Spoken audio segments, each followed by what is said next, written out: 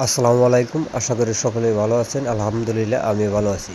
ভিডিওটি একটু লম্বা হতে পারে, দয়া করে সবাই শেষ পর্যন্ত দেখবেন। দেওপুর দক্ষিণপাড়া মরহুম খালেক মেম্বার সাহেবের বাড়ি থেকে দেওপুর চকপাড়া শফিকুল ইসলাম শফি স্যারের বাড়ি পর্যন্ত রাস্তার যে বেহাল দশা আজকের ভিডিওতে তাই তুলে ধরার চেষ্টা করলাম। এই রাস্তার নিয়মিত পথচারী ছাড়া দয়া করে ভিডিওটি শেয়ার করবেন। তারা আপনার একটি শেয়ারে হয়তো উপর মহলে বা মাননীয় এমপি সাহেবের কাছে পৌঁছাইতে পারে আমার এই ভিডিওটি। দেখুন এই রাস্তার চিত্রটা আমাদের কাছে নতুন কিছু না, কিন্তু এই পথ দিয়ে প্রতিদিন মানুষের চলাচল কতটা দুর্ভোগের তা না দেখলে বোঝা মুশকিল।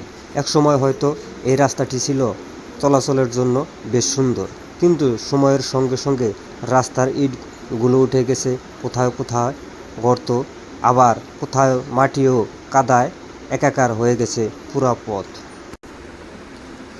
বৃষ্টি হলে পরিস্থিতি হয়ে ওঠে আরও ভয়াবহ। পথচারীর পাশাপাশি ভ্যান, রিক্সা, মোটরসাইকেল সহ ছোট যানবাহনগুলো চলাচলে তৈরি হয় চরম ভোগান্তি। আশা করি সংশ্লিষ্ট কর্তৃপক্ষ বিষয়টি গুরুত্ব দিয়ে দেখবেন এবং দ্রুত ব্যবস্থা নেবেন। বেশ কয়েকটি এলাকাসহ হাজার হাজার মানুষের চলাফেরা এই রাস্তায়, যেমন দেওপুর, বড়বাজু, পাতালিকান্দি, চ্যাংটাপাড়া, কাশিনা, দেওপুর হাটখোলা, দেওপুর চকপাড়া, দেওপুর দক্ষিণ পাড়ার সর্বস্তরের মানুষ এই রাস্তায় চলাফেরা করে থাকে। যতগুলো পাড়া বা এলাকার কথা বললাম, প্রত্যেকটি এলাকার মানুষের এলাঙ্গা বা টাঙ্গাইল যাওয়ার জন্য অনেক ভোগান্তি পোহাতে হয় তাদের।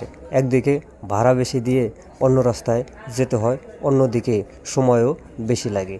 তাই আমার এই ভিডিওটি যদি মাননীয় এমপি সাহেবের কাছে যায় তাহলে দয়া করে একটু বিশেষ বিবেচনায় রাখবেন।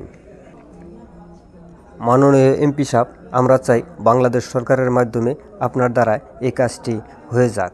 তার কারণ এই অঞ্চলের ভোটাররা আপনাকে ভোট দিয়ে এমপি বানিয়েছে, এবং কি আমরা যেন সারা জীবন বলতে পারি যে জনাব লুৎফর রহমান মতিন সাহেব আমাদের এই রাস্তাটুকু পাকা করে দিয়েছে। এই 1 কিলো 1.5 কিলো রাস্তা পাকি হয়ে গেলে আমাদের সল্লা এবং নারেন্দা হয়ে এলাঙ্গা বা টাঙ্গাইল যেতে হবে না, আমাদের সময় বাঁচবে, আমাদের টাকাও সাশ্রয় হবে। এই 1 কিলো রাস্তা পাকা এখন আমাদের প্রাণের দাবি মাননীয় এমপি সাহেব। যদি আমার কথায় কোনো ভুল ত্রুটি হয়ে থাকে সবাই ক্ষমা সুন্দর দৃষ্টিতে দেখে নেবেন। মানুষ কখনো ভুলের ঊর্ধ্বে হতে পারে না। ভিডিওটি যারা শেষ পর্যন্ত দেখেছেন তাদেরকে আমার অন্তরের অন্তঃস্থল থেকে অসংখ্য ধন্যবাদ জানিয়ে শেষ করছি আজকের এই ভিডিওটি। সবাই ভালো থাকবেন।